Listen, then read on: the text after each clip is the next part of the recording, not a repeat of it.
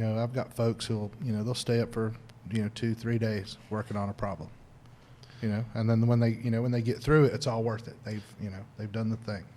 What's interesting is that a lot of those jobs will even be replaced with AI, though. And they're probably already being replaced now. So much of it is. But the creativity of the human mind is something that the AI can't quite get just yet. Yeah. Just yet. Yeah. And I'm all about it. I love the idea of artificial intelligence, and I'm a tech guy, so I'm always abreast of whatever's going, of whatever the new thing is. Have you seen the AI artwork? Yeah. Oh yeah. It's It's pretty far out, and it's some beautiful stuff, and they will have the AI reproduce a 16th century style painting from Vienna. What would it would that look like? And absolutely amazing. Have you seen it actually create its own paintings, though, which is really fascinating? What I've noticed about sorry to interject. No, but I've been looking at this stuff a lot. What I've noticed about the ones where the AIs make it, I can see other paintings in it. Oh, yeah. I grew up studying art. My mom was an art teacher, Yep. art classes, especially a lot of art history, years and years and years. But I see images in those images, and I'm like, I know where that robot got that idea. I've seen that style, and I've seen that. So a lot of it's really kind of disturbing looking. It is. Too. Looks like melted. It's almost landscape. ghostly. Yeah. It is. Is that what it's going to look like after? So I don't know. I have a feeling or an intuition that AI is really just an extension of us, and once we merge with it, it'll make a lot more sense. It'll just be it's cool. It'll be a next step in our evolution. I don't think that. I mean, it could. Scientists could develop AI that becomes conscious and self-aware, which is very possible. But I really, it seems more likely that they'll develop. They're developing ways to have better interfaces with technology now, like with Neuralink, stuff like that. Mm-hmm. Yeah. And probably I can't wait to try that. Sign me up. Oh yeah, sign me up. I want to be like. Let a few million people do it first. I hear that. You could put me in that first few million. I want to get on that as quickly as possible. Oh yeah. Well, I think once it's available, if you don't, then you're going to be kind of useless. In the dust. You are going to be left in the dust in a zoo. Yeah. I mean, you just can't. There's no way you'll be able to keep up. Yeah. Imagine the potential of having an understanding of the financial markets and applying the Neuralink.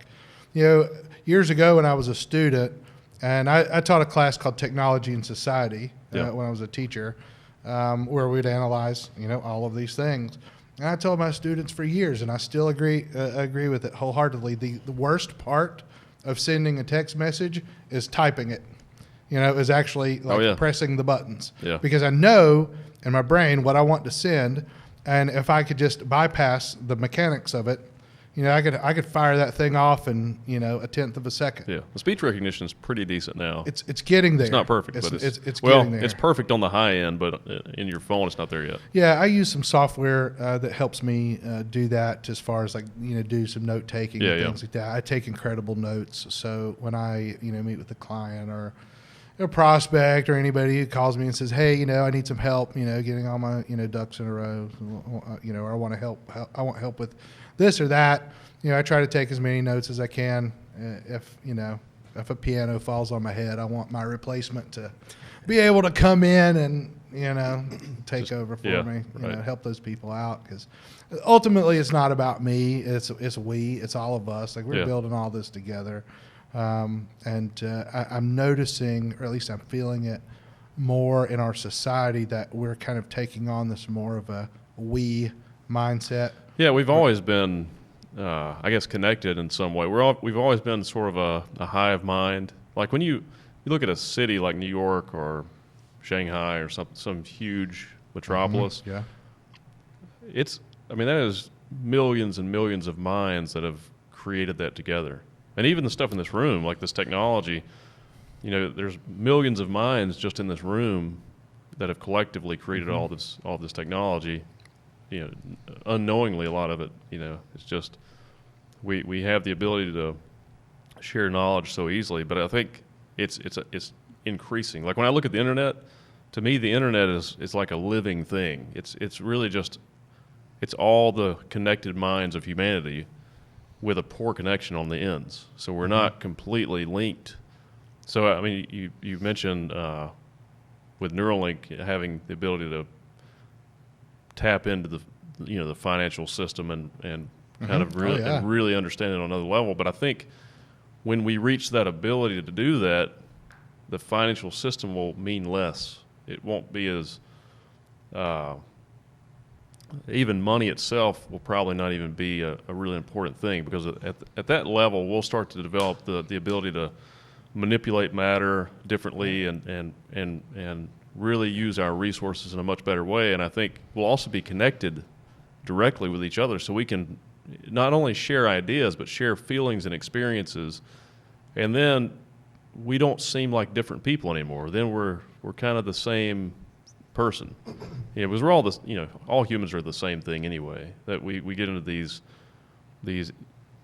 arguments about race and all these other arbitrary issues, but that aren't really real things. And we have these imaginary lines that divide us and separate us. And I understand why those exist, but I also see them fading and becoming less relevant, because once we're really connected to each other and you see another human being suffering or starving or hurting, you don't just see it from a distance like we do today. You actually feel it too, and it's a part of you. It's you suffering then. So then our goals change to say, okay, let's fix this part of our organism, and let's all work together to really accomplish some incredible things. Whereas right now we're all trying to fight over what seem like limited resources that aren't even real. Like money's not even a real thing. It's a construct. It's most of it is.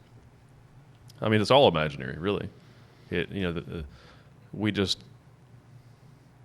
don't look at it the right way yet.